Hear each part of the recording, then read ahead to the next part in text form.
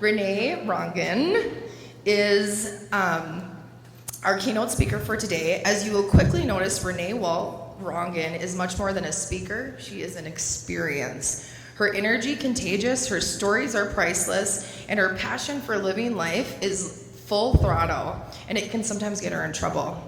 As an award-winning speaker, author, and business consultant, Renee combines humor, business expertise, and authenticity to inspire individuals, teams, and communities across the US and Canada. Featured in Entrepreneur, Fortune, and Smart Money, she's renowned for her legacy living philosophy and has served as the international spokesperson for the Pay It Forward Foundation.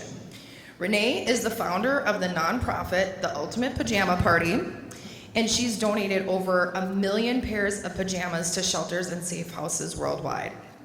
She also has served on numerous healthcare, education, and business boards throughout her career. She shares life with her husband, Tom Terrific, who I got to meet yesterday. He's a pilot, and he flew her in on their plane, which was really fun. There are 3 children and grandchildren that she just adores. She knows that she has been richly blessed. Her goal at the end of her life is to say, I come to you empty, I have nothing left. I used all the gifts you gave me. So today, friends, please open your hearts and welcome the Chief Energy Officer, Renee Rongen.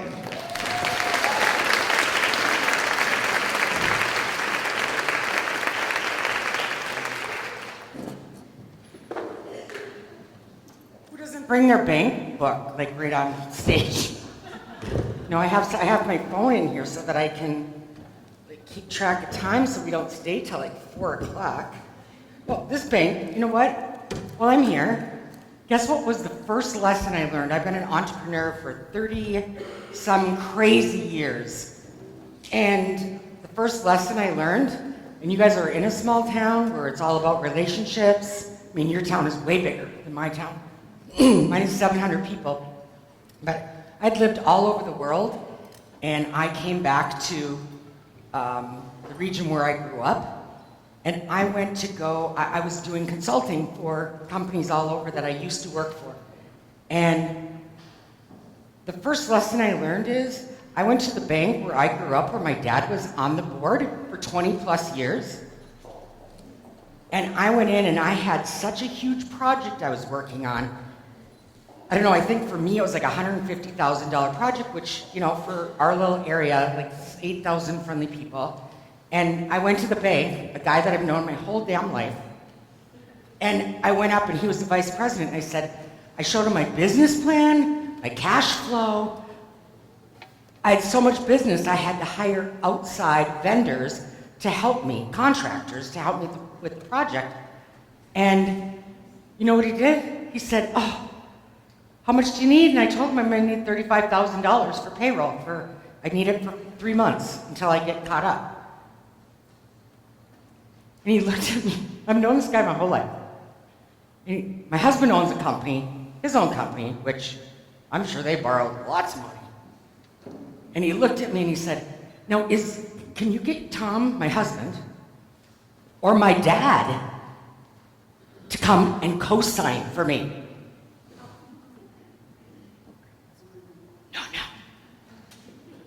Oh no.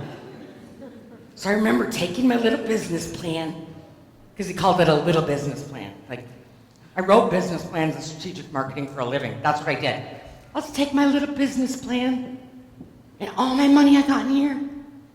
And guess what I'm gonna do? I'm gonna walk across the street.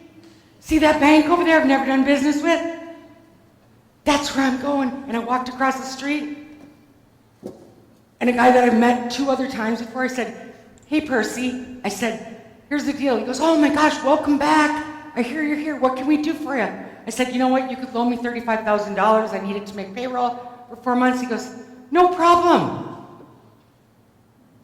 Didn't even ask for a business plan. He didn't even ask for my husband or my dad. Guess what happened? My husband took all of his across the way.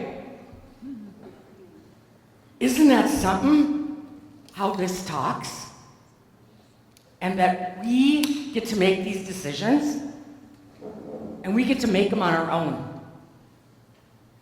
So don't let anyone tell you that the rules are the rules. Guess what? I'm not saying break all the rules. I was a rule breaker. Don't break all the rules. But it's okay if you stretch them and make new rules. All right?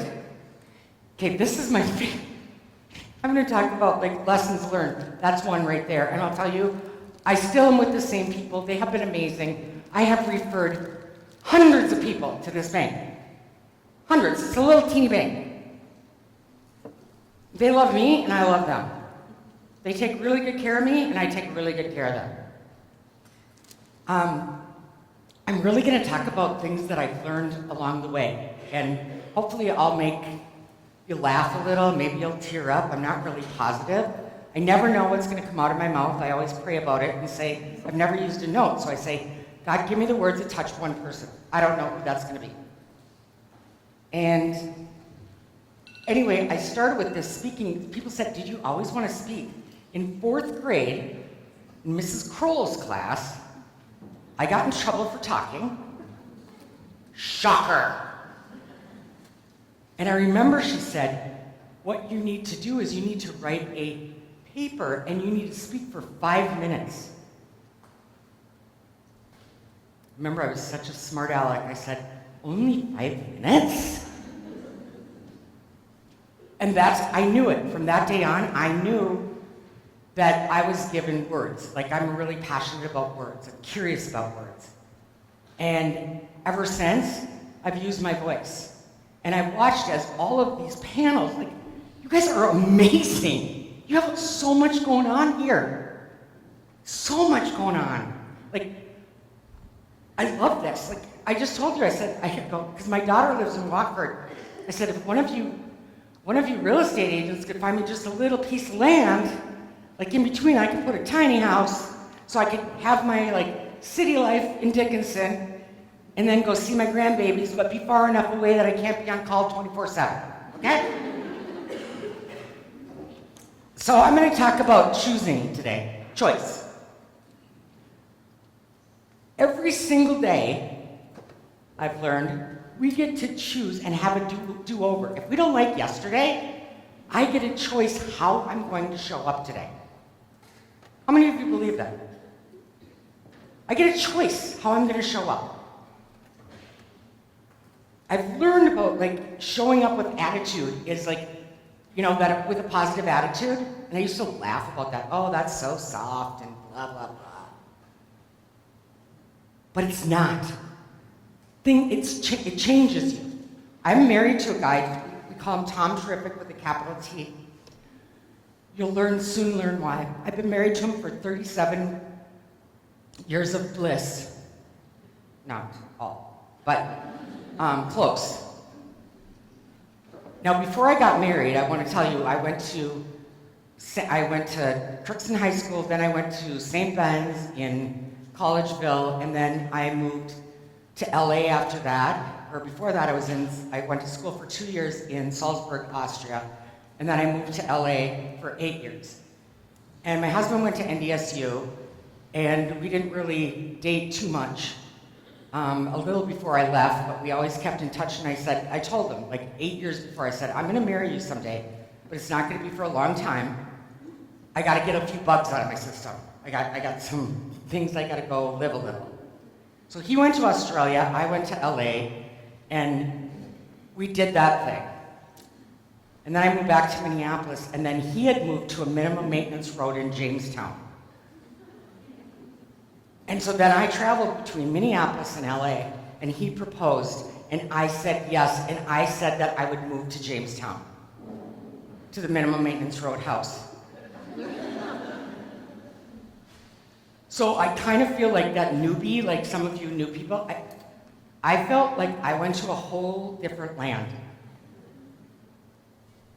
And I remember, because I traveled so much, I remember being out there, and we had been on our honeymoon. Now, we did something that not everybody, I guess it's the antique days now they call it, but what we did is we dated,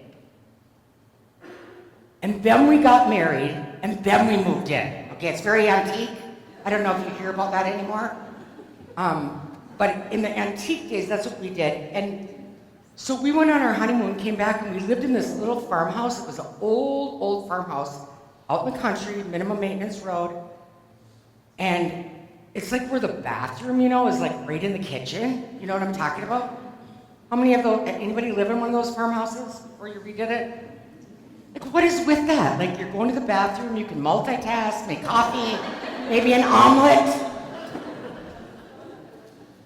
So that's only where our bathroom was, right there. And the first week when we got back off the honeymoon, I was thinking, my gosh, I'm gonna be that wife. With coffee and an omelet, and, some real sausage. That lasted like a week, but I did that and I was getting ready and I could hear in the bathroom next to me, that thin veneer door, I could hear my husband's voice, I thought. And I kind of was listening because the stove was right there, so I'm hearing his voice and I'm thinking, nah, it must be the radio. So he comes out, he eats, The next morning, the exact same thing, except for the doors open a crack to let the steam out, because there's no fan in it, to let the steam out. So this is what I see now. This is my second day of real marriage off honeymoon, being home, together. This is what I see as I'm stirring the scrambled eggs. I changed it up the second day to scrambled. And then I'm stirring, and so I can see through the crack. I can see my husband looking at himself like he's in the new monogram towels, that you get right away. And back then he had a six-pack. He looked good. He's got a keg now, kind of. But he's looking at himself in the mirror. Remember, 2 days of marriage, or two days of being home. This is what I see.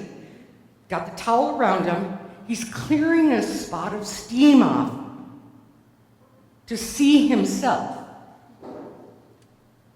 And he looks in the mirror, because I remember going.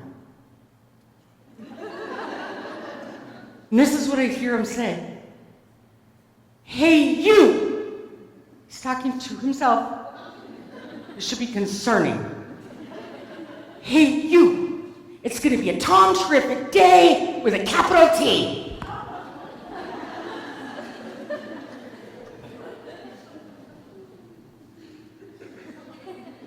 And then he sees me in the mirror, looking at him in that shock.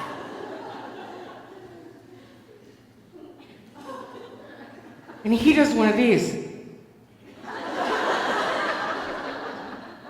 Hey, I could give you a name. What?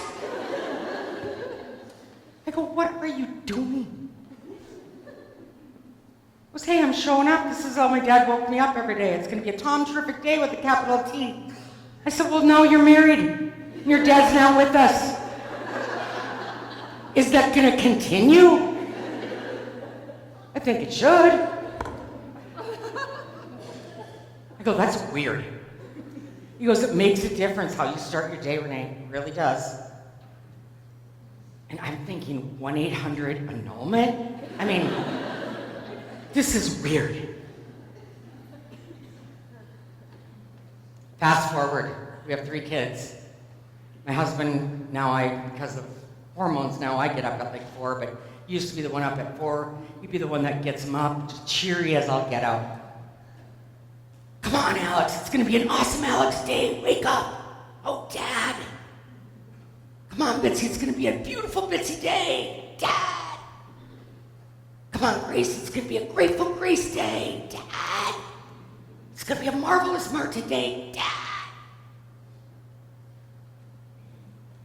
Fast forward, those kids all go to college, get out of the house, almost on their own phone plans and whatnot. Guess what they miss the most besides, well, my meatloaf, let's say that. I mean, what do you think they miss the most? Okay, that's a question. I live in this little town by Fertile. Okay, I'm gonna just say, okay, that's a question. So when my voice goes up at the end, I don't know if you guys learn this different in Dickinson, but when my voice goes up, that's like a question mark. I think food was delicious and maybe you got a little tired, okay? Maybe you need a hit of lavender. You need a hit of lavender? That was the most funny thing I've heard, like all day. Like in my head, I'm thinking to myself, oh my gosh, when I get up there, because then you go, listen to my voice, or why don't you listen to the one in your head? I'm thinking, oh my gosh, when I get up there, I'm gonna say, everyone, here's a hit of marijuana, listen to the voice in your head. If you don't wanna listen to me, listen to the voice in your head. And here's your hit of marijuana. Like, that's what it sounded like. Like, I'm serious, that's what it just was like, oh, how sweet. That's lovely. And I'm thinking, the voices in my head, whoa, you wouldn't want to go in the neighborhood. Back to Tom Terrific, my kids. So back to the question mark. What do you think they miss the most? Exactly. They miss their dad waking them up. That Tom Terrific, he owns 3 companies, and he's grown them all huge with the best employees. The retention rate is off the charts. Why do you think that is? I mean, not just because I'm his wife. Like, I know you want to think that, but because I go there, and if I go to one of his companies, they look at me, they go, oh my gosh, your husband is so amazing. I really want to say this someday.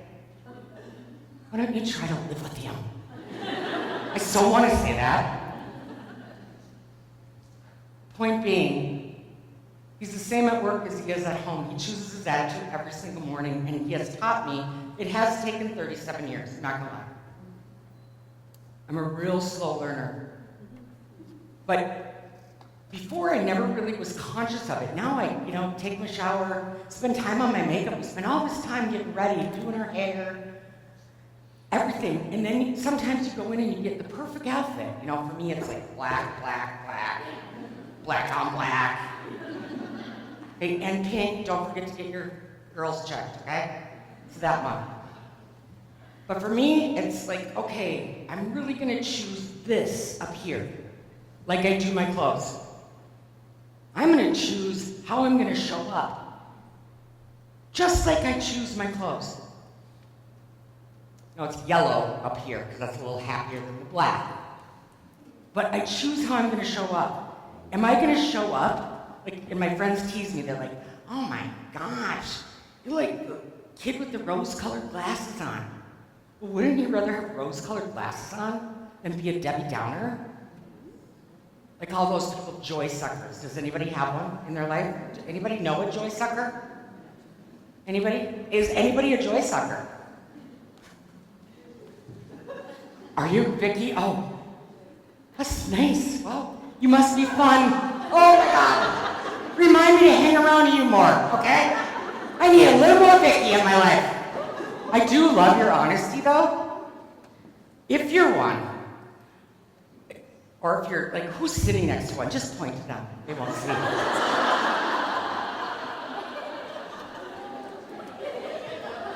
If you're married to one, I don't do therapy, but where's my therapist over here? She'll do that for you. You know what? Nobody really wants to be, I'm sorry, Vic, people really don't want to be around a joy sucker. Because here's what happens. Well, they suck your joy, but what else happens is, I'll tell you, they suck you in. They're like, what do you call those things on the lake? Like a leech, thank you. Everyone's like, leech, bloodsucker, leech. Yeah, they're like a bloodsucker. And they kind of get on, you don't really know they're on. And then when you see them, they're so latched on, they're harder than heck to get off. But guess what? You can get them off. Ignore them, because joy sucker, once you get involved, how often does the joy sucker need you? Joy suckers love to do this, usually. Ooh. The witch's brew. Stir the pot. When do joy suckers need you? That's a question again, that further away. Like, what up? When things are going well for you. When you're joyous. And if you're joyous, which hopefully you are most of the time, guess what? They need you a little bit, then they need you more and more, and the more you get sucked into them, you are on call 24/7 with the joy sucker. But here's the deal. You start not showing up with the joy suckers and not answering them, guess what? They go away. Because you know what they do? They leech on someone else. Good, have at it. That's called a boundary. I've learned a lot about boundaries, a lot of therapy. Learned a lot about boundaries. I don't need those people in my life. I used to let those people and then, okay, they would suck the joy out of me and then I'll go somewhere else. I don't do that anymore. Life is way too short. Like, you might not have a lot of fun. You gotta like change your ways, girl. You and I gotta like, I got to talk to her early on and she was so awesome. Like, it's shocking to me, honestly, shocking. We'll have a private conversation, you and I. Debbie Downer, okay, well okay, we're gonna work on that, Vicki. What I'm saying is, we get to pick. We get to show up how we want to show up.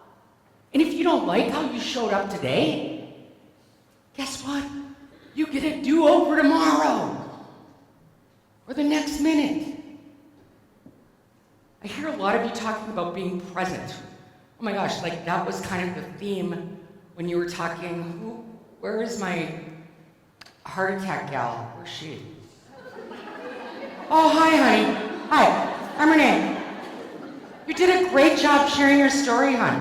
You did a wonderful job, thank you. Because I'm really gonna remember the move and the model part. Like, I'm gonna remember that. I'm remembering something from everybody today, because you presenters were amazing. But I know you talked about being more present. And I think, did you talk about being present? I can't remember if you talked about it. Someone else did. And I think that is one of the keys. And that's one of the keys of getting the joy. Is how do I show up? I want to be present. I don't want to miss this. I mean, I could be a lot of other places right now, but this is where I get to be. It's not where I have to be. I get to be here. That changes everything. I bet you I've had 30 conversations today, maybe, well, probably more. There has not been one that I haven't connected a dot to a dot. How many women in here have I talked to this morning? Have we not had some common denominator that was so bizarre and weird that you would think, how the heck did this just happen?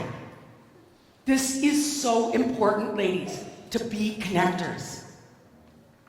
Be present and connect and listen and find the common denominator because we have them. And be each other's cheerleader in that presence.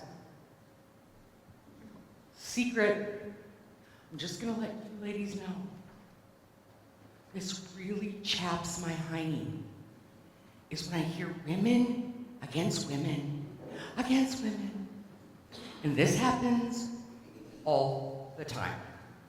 Why are we not lifting each other up? You're amazing in your own rights. You're all doing different things. We should get on the coattails of those that are getting up. Find out what they're doing. Be curious. Instead, we're over here. Some of us, not all of us. Vicki, I'm not going to speak for you right now, okay? But we get to pick how we're going to choose to show up. Are we going to be that or are we going to lift and elevate? I kept hearing, who was our gentleman? I'm so sorry, I'm not good with names, but the gentleman with the red shoe. Carrie. Tony. Did you hear how many times he said, lift up, bring up? He didn't say another word, but it was all about lifting up women. And that he thinks you're all already lifted up, especially when it comes to heart health. That's awesome. Because that's our job, to lift each other up. I think you heard from, and if you would go talk to Vicki, I know that not most, but a lot of men are in Congress. I know that in the Senate, in the house, there's a lot of men. And it's a different world. And a lot of them are not cheering for us. And don't get me wrong, Ron. What about Ron and Trace? Can we just give them a quick hand, like, while I remember this? You guys make us look good. You make all of them look good. Thank you. And I'm not dissing men, but it's kind of a fact because I love men. I had a lot of old boyfriends. I love men. Love men. So I'm not really dissing men. But they don't do what we do. Chirp, chirp, chirp, chirp. They just go on. Let's be a little bit more like that. I don't mean not be soft, because that's who we are. That's how God made us. I mean, we're made that way. We can't help it. But we can have both. Not all at the same time, but we can have both. So I'm asking you to be present. I'm going to tell you a little bit of a story, because I believe people remember key points in stories. And this is how I really learned to be present. And unfortunately, I was, older. And I missed out on moments of being present, which I look back at and I'm a little bit regretful. I mean, I can't go back and change it, but I know what I know going forward. So my parents, I was in the sandwich generation. My mom and dad both got diagnosed. They were high school sweethearts. And my dad was 63 and my mom was 63. And within a month of each other, my mom got diagnosed with multiple myeloma, cancer, and my dad got diagnosed with early Alzheimer's. They just had turned 63. And we started with kids later. We tried, had problems. They were adopted. And so here I am taking care of my parents, and I mean hands-on taking care of my parents, and then taking care of the kids at the same time. And I remember my dad, it was before there was about 8 really good years that even though he had Alzheimer's, he still was good, but I saw him changing. Now my dad was this corporate lawyer, pretty buttoned up. He wasn't like the, I love you. Like my husband is like, oh, I love you. It's too much sometimes, but, because I didn't grow up that way. It's a little smothering. Can you guess what his love language is? Guess. Touch. Of course it is. Yeah. So my dad was not a soft. He was a disciplinarian. They were very strict, especially my dad. So he wasn't soft. This was during the pandemic, and it was right at the beginning, like in March of the pandemic. And I remember it as March because it was right when they said COVID was from China. Or China, or I should say that. So I had taken my dad, I went to pick him up and said, Dad, I go, do you want to go on a date? Or he was living with us. I said, Dad, do you want to go on a date today? Well, sure. Where are we going? Now, my dad was 6'4", tall, good-looking, thin guy. And I said, Dad, we're going to have a really big day today. We're going into town, which is 25 miles away to his hometown, which is Crookston. I said, we are going to go, and we live out in the country in the middle of nowhere. And I think he was sick of that look. I said, Dad, we're going into town. Oh, right away, he was so excited. And I said, we're going to go into town, and we are going to have a ball. We're going to go to the gas station, M&H, get your favorite coffee and cookies. My dad's smile was just huge. And I said, we're going to get a newspaper. It was on a Sunday. We're going to get a newspaper. We're going to get a car wash. My dad had the cleanest cars in Crookston. Like, he went through the car wash. I mean, like I take a vitamin. I mean, he went through the car wash almost daily. It was right across from his law office. And get a car wash, and my dad's like...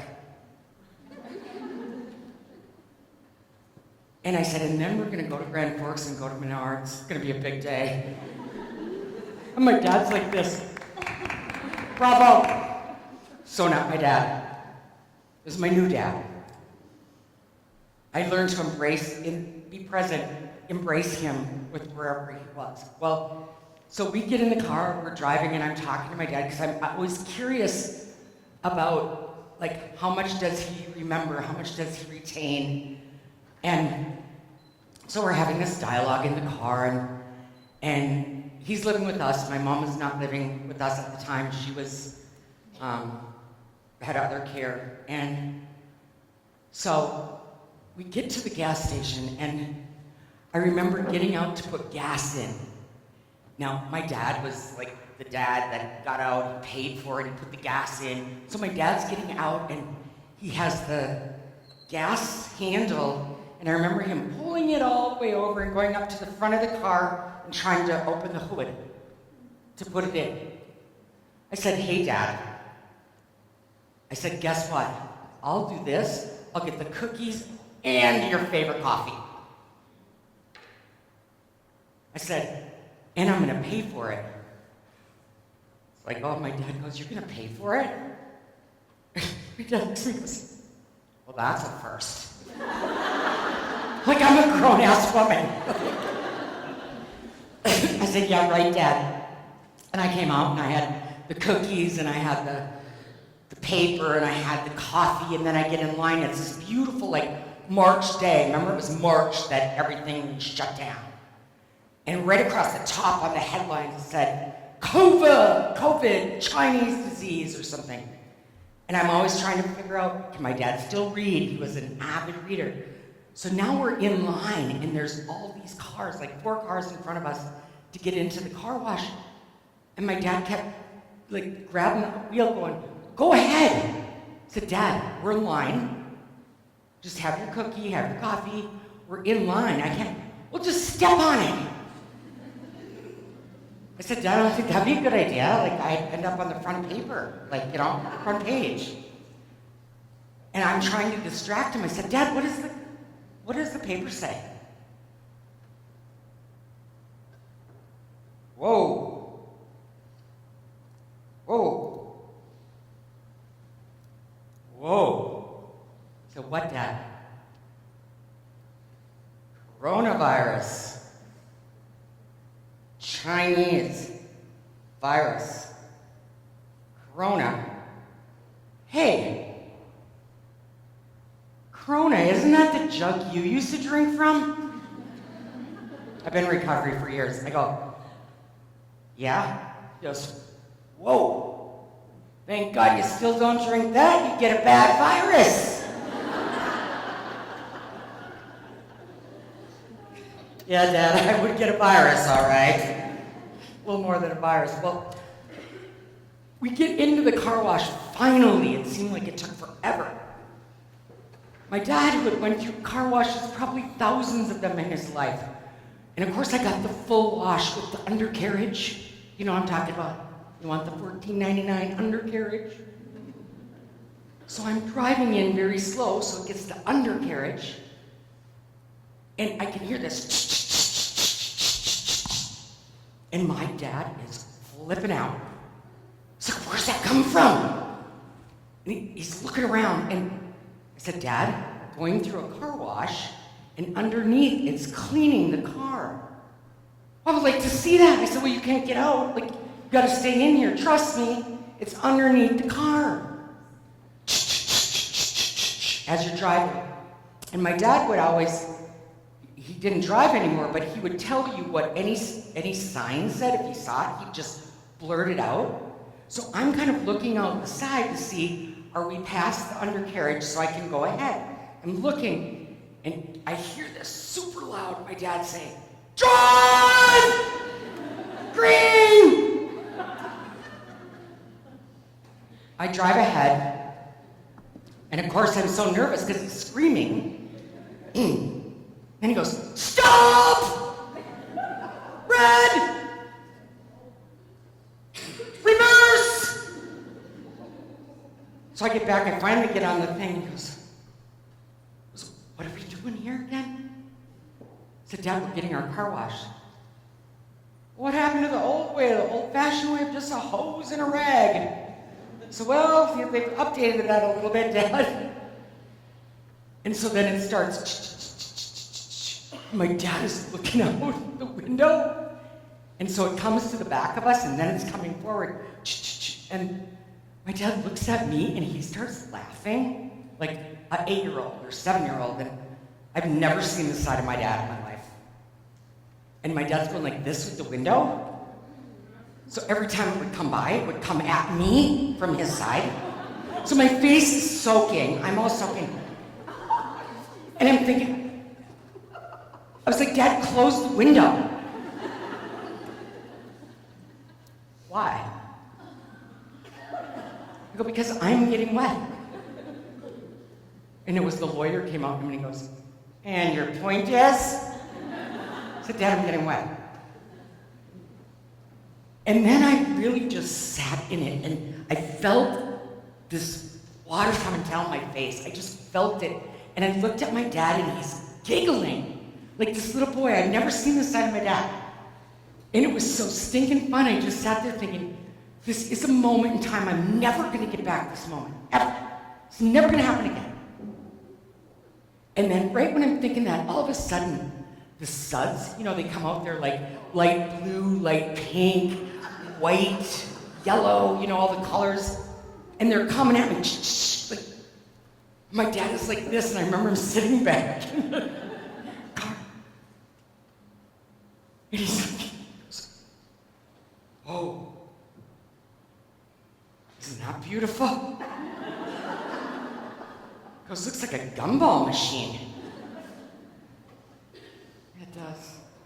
And then as it's coming on the side of us ever so slowly, he opens his window and it just shoots on my side.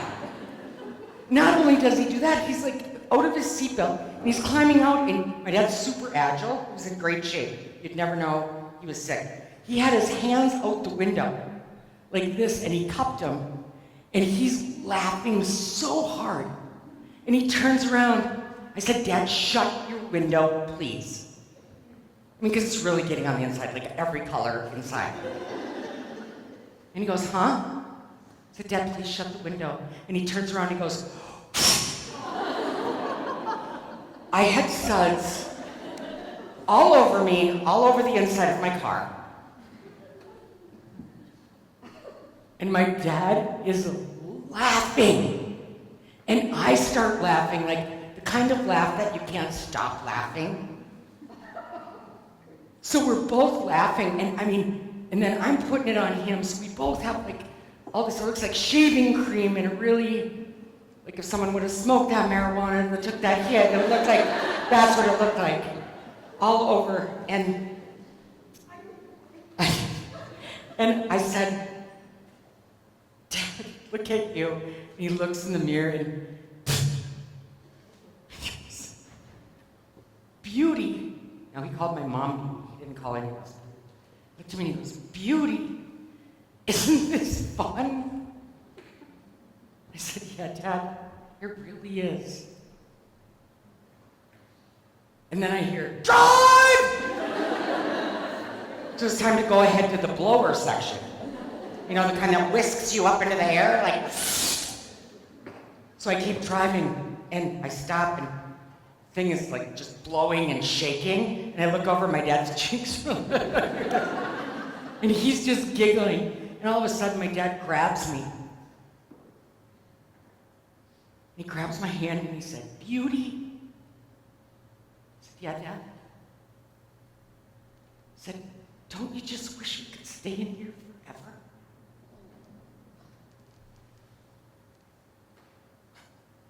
Yeah, Dad, I do. And as I slowly drove away, my dad goes, let's do it again! I call that my car wash moment. And you'll probably never go through a car wash again and not think of me. But it was the day that time stopped. And I got to be right where I was supposed to be. But I was also reminded that, you know what? I'm supposed to be wherever I'm at. That's where I'm supposed to be. So why not make the best of it?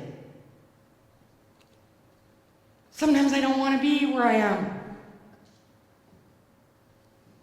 That's okay. Find something to grab that you're supposed to learn. Be curious. I know someone's going to speak after a little bit, right behind Carrie, I think, just about life, maybe. But I think that's one of the keys, and I'm realizing that as I get older, is being curious is gonna keep me young. Between being moving and being curious, I'm gonna stay younger. Because the minute I stop using this, it's like rigor mortis kind of sets in a little bit. I'm learning things later in life. I definitely have less of a filter, just ask my kids. Wow, I can't even imagine by the time I'm 98 what that's gonna look like. I can't even think of it. But I'm asking you to be present. And I've learned that being present is like loving all parts of it. I was speaking not very long, I don't know, it was a way back, but I was speaking out to 800 urologists. Is anybody a urologist in here? I don't know. Is anyone? It's not that fun of a group, okay? Mostly men, don't get me wrong, love men again, you know. Super smart. I was speaking on, because I speak a lot on the guest experience, the customer experience. What does that look like? Create an experience, not just customer care, but create an experience. And so I'm speaking to the urologists about creating that experience and how we treat our patients. Now, it was like at the end of my keynote. Now, I've changed, you can see, like, there's no picture that's the same of me because I changed my haircut, my color, my style, because I'm trying to lose weight for, like, I don't know, since Grace was born. That's like 26 years ago. She was adopted. Yeah, they all were. Yeah, that's weird. Anyway, I've been trying to, like, lose weight since then. So if you color your hair or cut it or something, inevitably people will go, Renee, there's something different about you. Did you lose weight?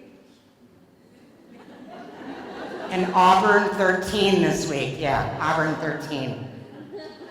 But I'm speaking out there, my hair was longer. And I had it in one of those fake ponies. Are you familiar with that? Remember these?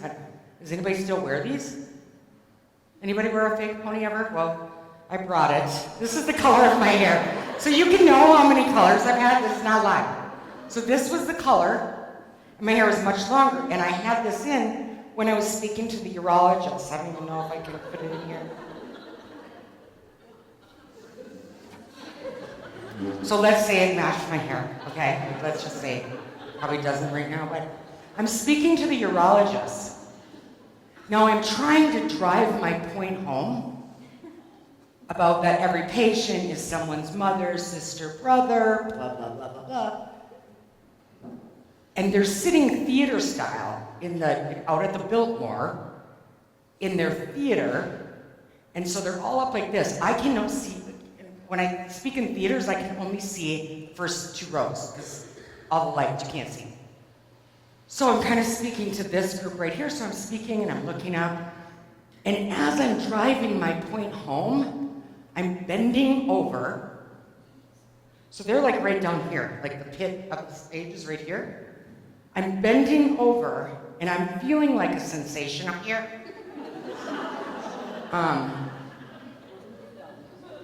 And as I'm bending over, I can feel it more, and it's like, you know that, like if you're in a car accident, it goes like slow motion, do you know what I mean? If it's not, it's like wow, wow, wow.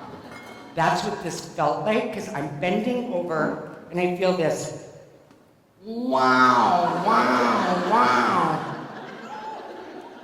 And now I have like a Fu Manchu, like just pony underneath it. It's like,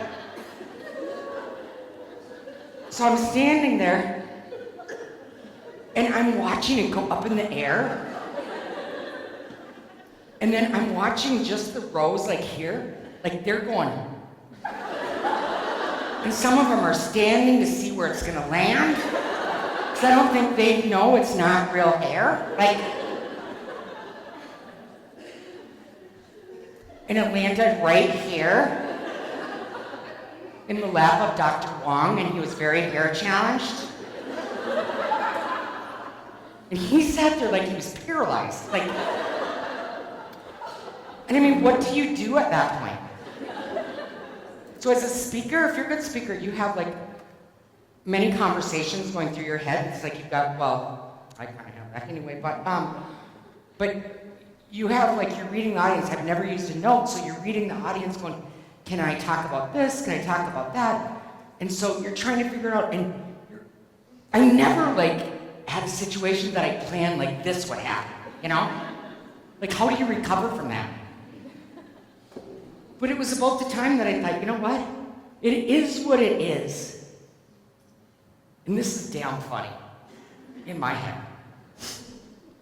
And so I'm thinking, Auburn 11, like, I love that color. It's a good color for my hair, and I want the hair back. But right now, I'm not going to say anything. I'm just going to finish my keynote. So I finished talking now with this Fu Manchu, talking about, you know, there's someone's sister, brother, and how do we bring that experience home? And, I mean, I think I had safely lost them. They're like,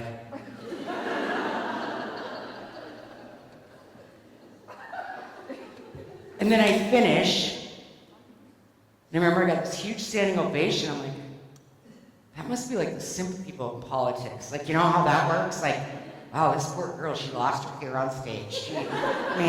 She deserves something. And I remember walking out, leaving, because I was going behind the curtain. And then I thought, doggone, I want that hair back. So in my head, so all my friends, so when I was at St. Ben's, I just about got kicked out, not for my grades, but for my social behavior. Shocker. And I remember thinking, all my friends called me Rita. That was my Spanish name in high school. So went on to college, then it was Rita Mama, so Rita, they all call me Rita. So I'm backing up, and sometimes Rita comes out of my mouth, like I can't even program her. So I'm backing up, and then Rita says, excuse me, Dr. Wong, could I have my hair, please? Can you hand it to me like it's a rat, kind of like a rat, exactly like that. Thanks, Miss Amber. So, I don't say anything. I said thank you, and I said thank you again. Now they're all still standing, and I just put it back in my hair. And I'm waving. I remember there was this couple of guys in the front row, and they're like,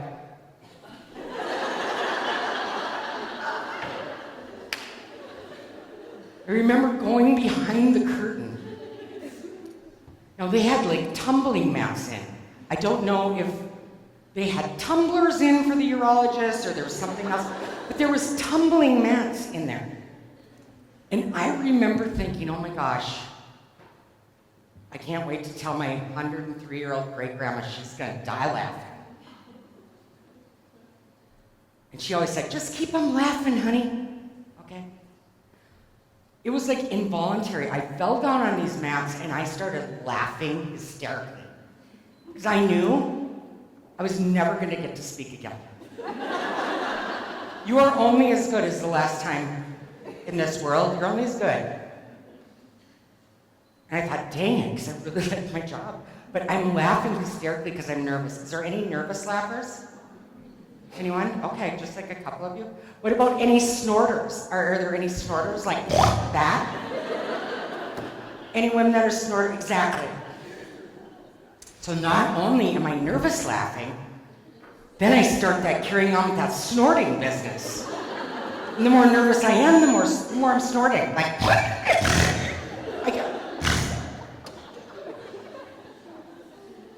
and then I realized something. Right, I'm still Mike.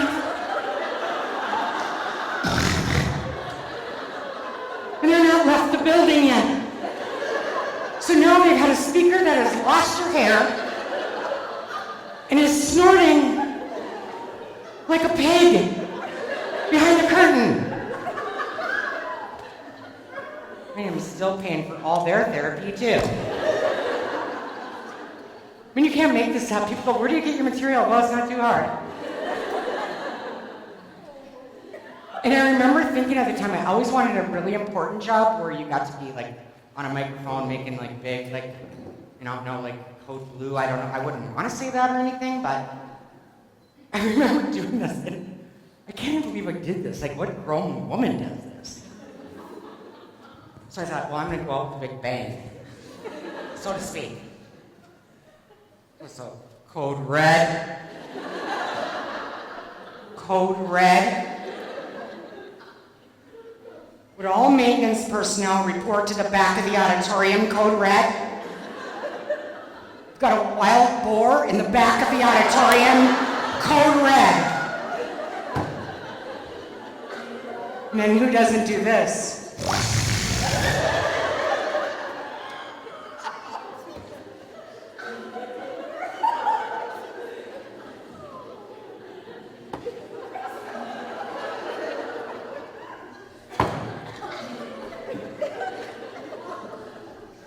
I told you should have boys padded up today, ladies. I did. Right, Carter?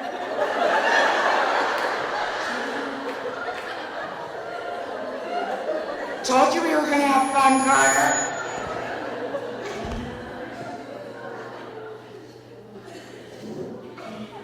I love to laugh. I'm still laughing about that.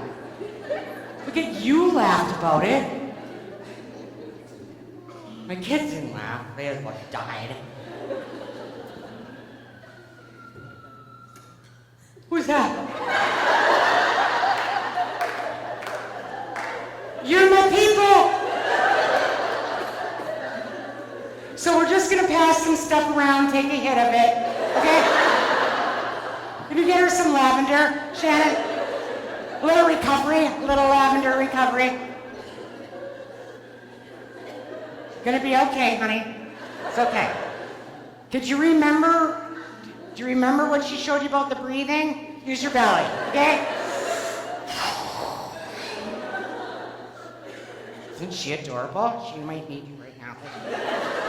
Where's the 911? Where's this? Like, wasn't that so much better than a video, by the way? Oh my gosh, I love that. I know I talked about being present, I talked about picking your attitude. I talked about, you know, don't be a joy sucker after this today. Okay? I love that Carrie's company is called this, All In.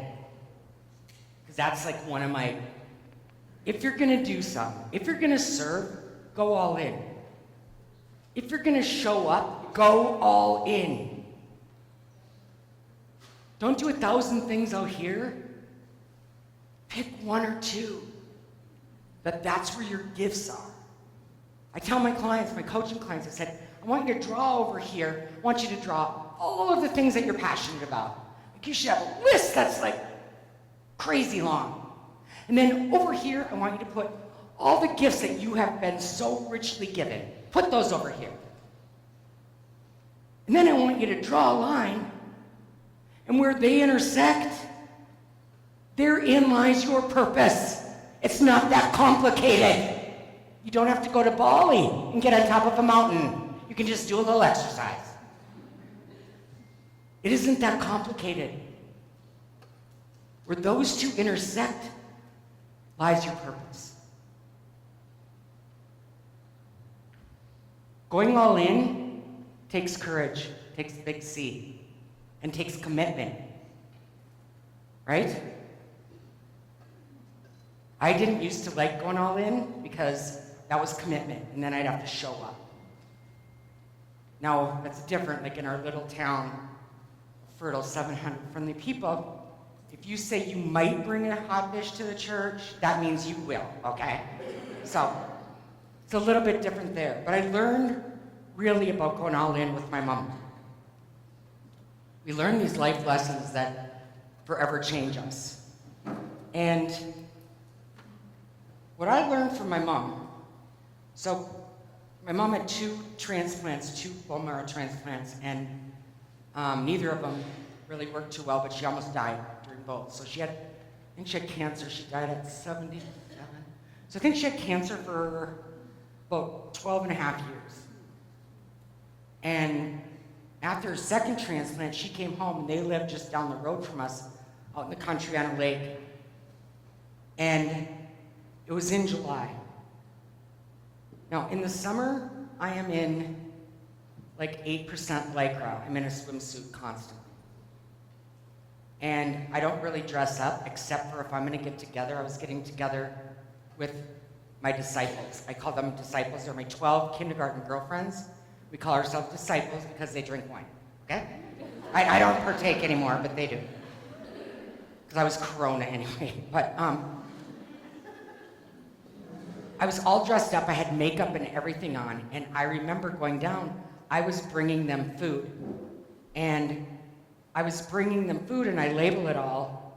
Because I do the food and finances. My sister does anything that has parts, like body parts. She's a psychologist, so she does the head stuff. She does any of that stuff. That's her. She lives 45 minutes away. And I remember walking in, and my dad looking, and now he's advanced with his disease, and he looked at me, and he said, "Whoa, did someone die? You're all dressed up." I said, "No, Dad, I'm going out with the disciples." And he knew who the disciples were. And he said, "Whoa, I hope someone doesn't die." "Yeah, me too, Dad. Yeah, me too." And I said, "Here's all your food, Dad," and I got it all marked to put in. "I'm gonna be home. Janet's gonna come out tonight, my sister JJ. I said, she's coming out tonight and she'll have dinner with you," because he wouldn't eat unless you sat with him. So, and my mom couldn't have any food smell, so we did it in the garage because with her transplant it made her sick. So it was a complicated thing, but I could put them all in the freezer. And I wasn't gonna stay long. I was just dropping meals off because that day was about me. Anybody been a caretaker in here? It's exhausting. And I just wanted a day about me. And I looked at my dad and said, "How's Mom?" You ever do that when you see people downtown or see people like, "How you doing?" But don't tell me, I don't really want to know. If it's bad, I can't handle it today. That's kind of how I was. Just tell me something good. My dad kept looking at me like, "She's not doing too good." And I'm like, crap. Oh my gosh. I am not staying here because I am going out. I'm here all the time. I am going out. Today is about me. Rita was going out.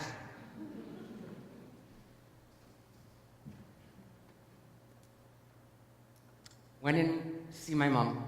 She's propped up on her bed. She's like shaking. I looked at her, I said, "Mom, how you doing?" My mom's so positive. She had like the rose-colored glasses like I do. It's kind of hereditary. And she goes, "Oh, pretty good." I said, "Mom, you don't look good. Do you need my help?" "Please don't say you do." "Well," and we're just sweating. "Do you think I should get in the shower? Like, could you get me in the shower?" And I'm thinking, oh, them are parts. I don't do parts. That's my sister. I said, "Do you want me to get JJ?" And then she looked and she goes, "Can't you do it?" "Okay." I go, "But it's got to be fast, Mom. I'm going out with the disciples." "Oh, good for you. Well, you don't have to do this." I mean, she's so weak. But I remember like almost throwing her in a wheelchair, and their whole house had been completely reshuffled and repainted and rebarred, like with every stainless steel device, like to hold on to this rail, to hold on to this rail. The bathroom now was white. It used to be all this wood color. It's white with bars over here. It's got a chair in the shower, and you slide it over. And I remember grabbing my mom off the wheelchair, sliding her onto that chair, and sliding her into the bathroom as fast as I could. Because I am going out with the disciples. I don't have time for this. And this is my day. Rita is going out. And I didn't even check how hot the water was. I just turned it on. Who does that? A fried out caregiver.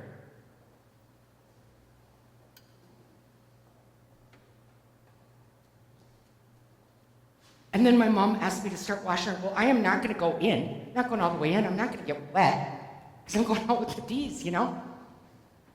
And then my mom asked me to wash like the side of her over here, and I'm like, oh crap. So now I'm rolling up my capris and taking off my shoes, and you know, I'm not going to go in. I'm just going to go right here. And I'm doing this like the Blue Man show over here, trying to wash her. And then all of a sudden he hit me. I looked at her. And it was the first time in my whole entire life I had seen my mom completely naked. I'd never seen my mom naked ever. And I saw every scar. I saw where she had her breast removed. I saw every scar, every black and blue mark. And I remember looking at her going, oh my God. What the heck is my problem? I gotta stay where my hands are. I gotta stay right here. And I remember slowly walking into the shower, and I could just feel it just coming down, like just coming down my face, just water everywhere. And I'm coming down, and now I'm taking care of my mom and washing her properly, like she should have been washed. And I look down, and my mascara is everywhere on the white floor, like everywhere. And I'm thinking, oh my gosh, I'm watching it go down the drain, thinking, this is like the cleansing of my childhood, because guess what? I was a wild little teenager. Shocker again. And I'm thinking, this is like the cleansing of my childhood. And my mom says, she was kind of a fashionista, she was, and said, honey, and she's just shaking, is that black mascara? I said, yeah. I told you when you're after 50, you can't wear that harsh of color. Doesn't look good on you. Don't forget, honey. Okay, Mom. And I'm doing this. And I finish washing her, and then she says, oh my gosh, can you move to the front and finish washing me? And I said, yes, Mom. And I turned around. I went to the front, and I mean, that's where the parts are, you know? That's where the parts are. And I remember just washing her ever so gently. And I could tell she was really fading. And I just was so delicate and so washing. And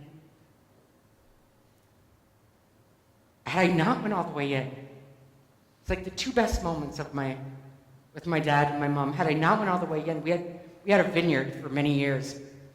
My husband's hobby gone wild. It was 4 acres, and he was making 1,000 bottles of wine a year.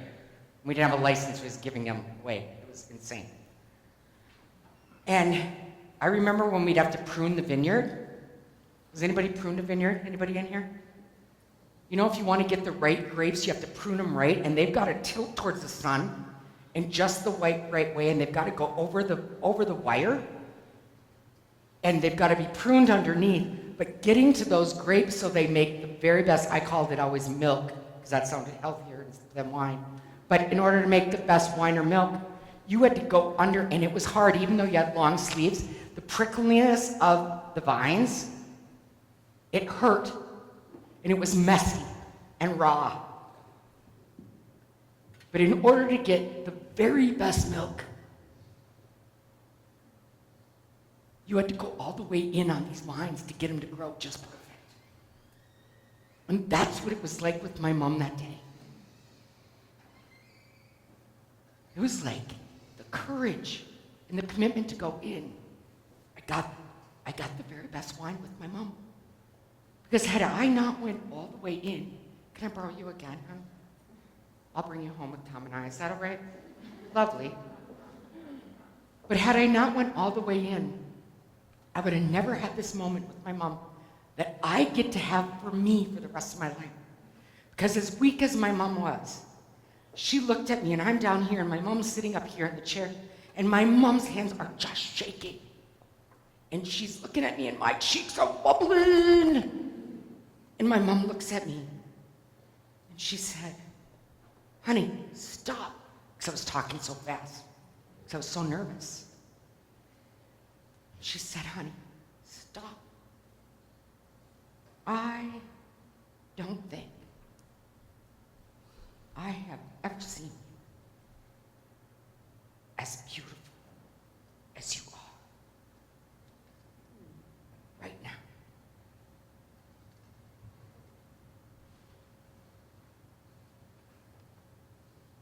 Thank you.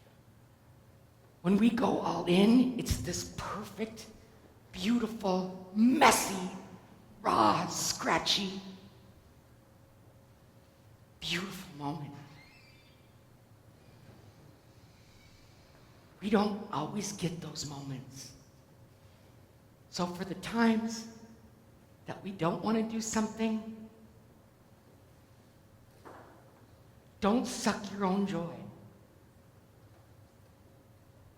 Choose how you want to show up for your employees, for your families, for this community, for your state that you serve. How do you want to show up? I hope you're like me. I hope when you leave, you can say, oh my gosh, I got nothing left, I got nothing. You know, I hope I can look up and say, you know what, God, I got nothing. You gave me all these gifts. I did not know how to use them, but I did it. I got nothing. I used every single gift you gave me. Keep using your gifts and be lights for those people that are new. Oh my gosh, how brave of you people that are new. I love your vulnerability. You over there, right there. I was going to try to speak a little Swahili, but I couldn't do that today. How brave of you. I'm so proud of you. That takes a lot of guts. People like her need you. Women need other women. Show up. Be that light. Be the lighthouse. Thank you so much. I love getting to do what I do, and I don't hardly do it anymore. But I love it, because I love going all in, and I have loved my time with each and every one of you. Next time I'm going to bring that. Just take a little hit, and, you know, we'll see what happens next year, okay? Thank you so much. Thank you very much.